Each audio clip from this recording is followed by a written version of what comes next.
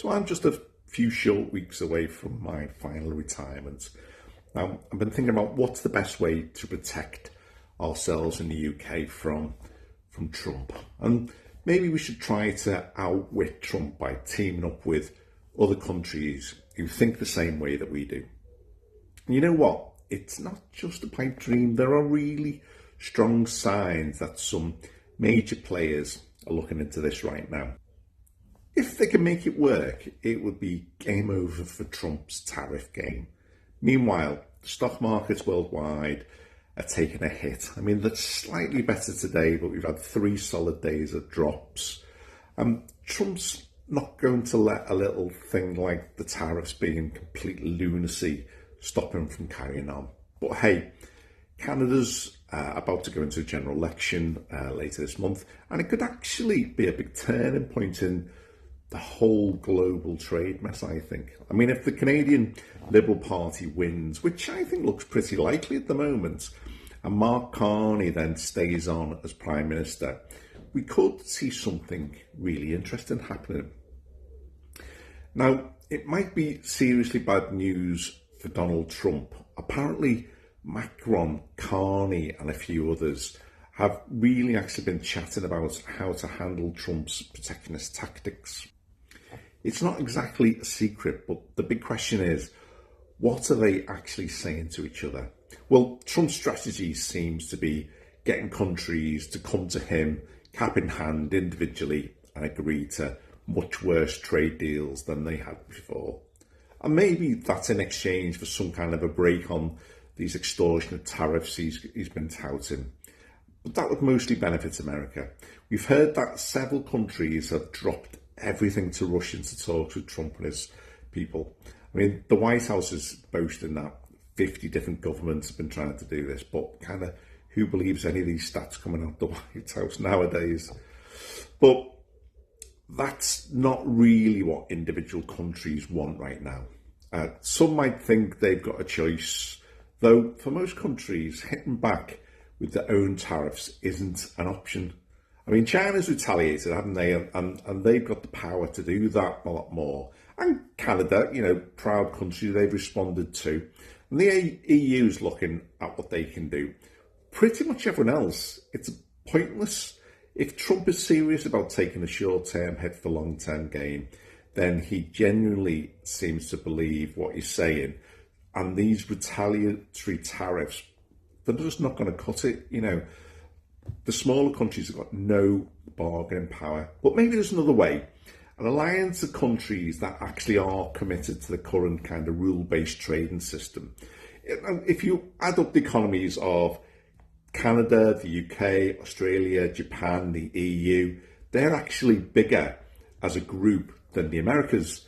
And they do a lot of trade with each other. I mean, as well as America as well, obviously. But America definitely has the biggest single economy, so they can pick off other countries one by one. But if a few of us band together, it could be a different ball game.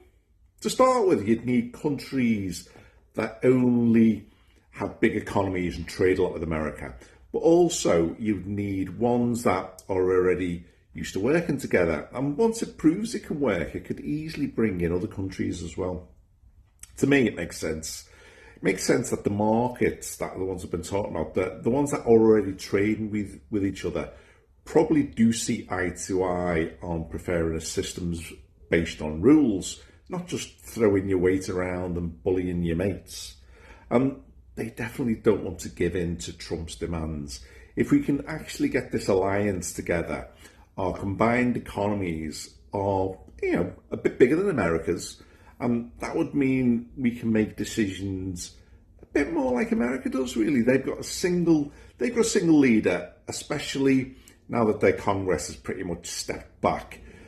Sure, our national interests between all these countries might be different, but the incentive to work together at the moment is definitely huge. I mean, what's the alternative? Well, there's probably a global recession letting Trump pick us off one by one on the way. And that's what he's doing with these small economies, scrambling to talk to him. Now, if this alliance actually does happen and they do start opening up trade routes between themselves, what you'd have is a trading network that could really rival America, but with the added bonus that it hasn't shut out the rest of the world as well. So that would be game over for Trump's tactics. I mean, seriously, it would. Now, I'm not saying it'll be easy to do that, but if our countries can find a way to soften the blow, maybe even avoid a recession altogether, then Trump's in trouble.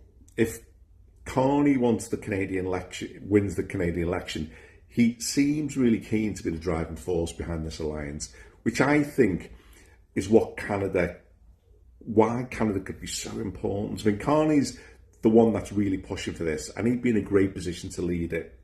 This isn't just some wild idea. I mean, Canada's already been working on closer trade ties with the EU.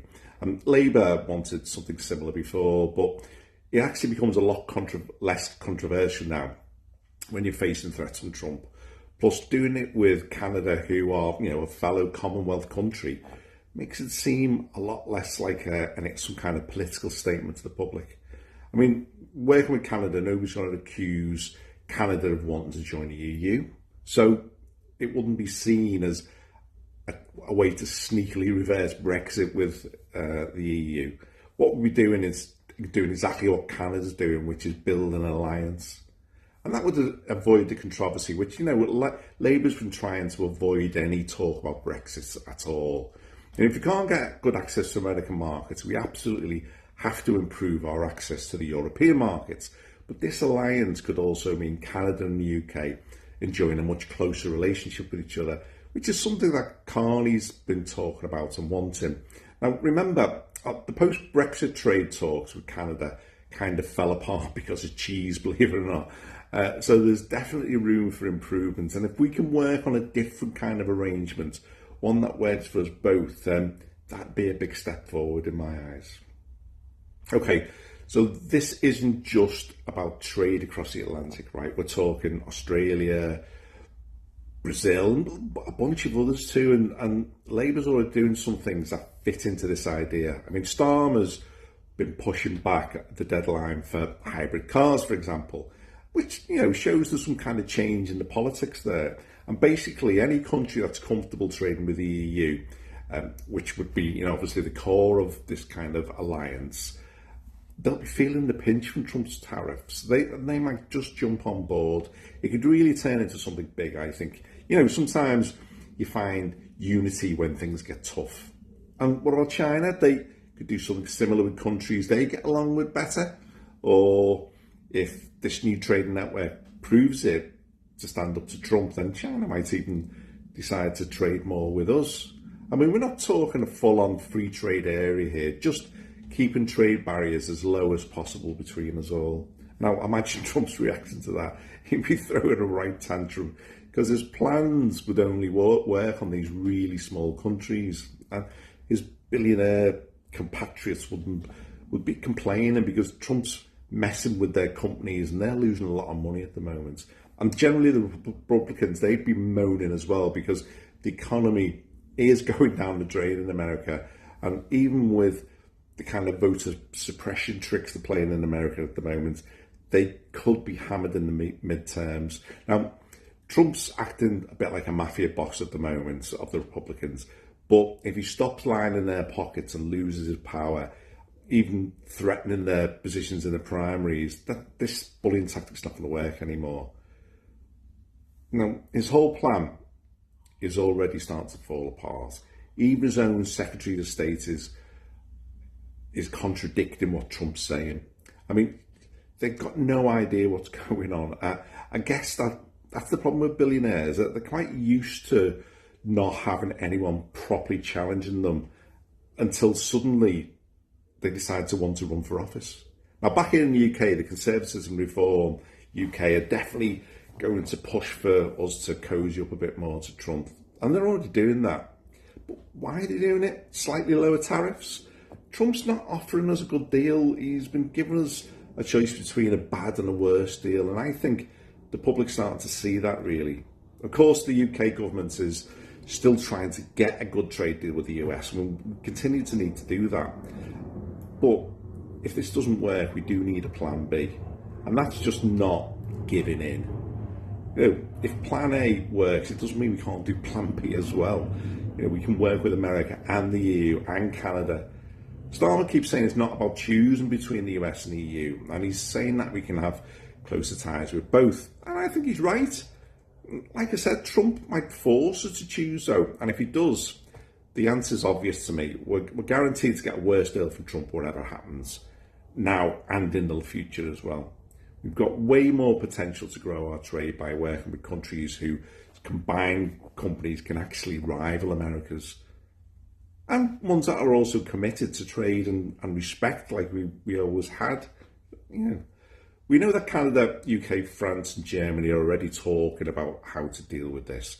There's a real push to avoid getting kind of sucked into Trump's bullying, but pretty much everyone, including the UK, wants to avoid a full-blown trade war.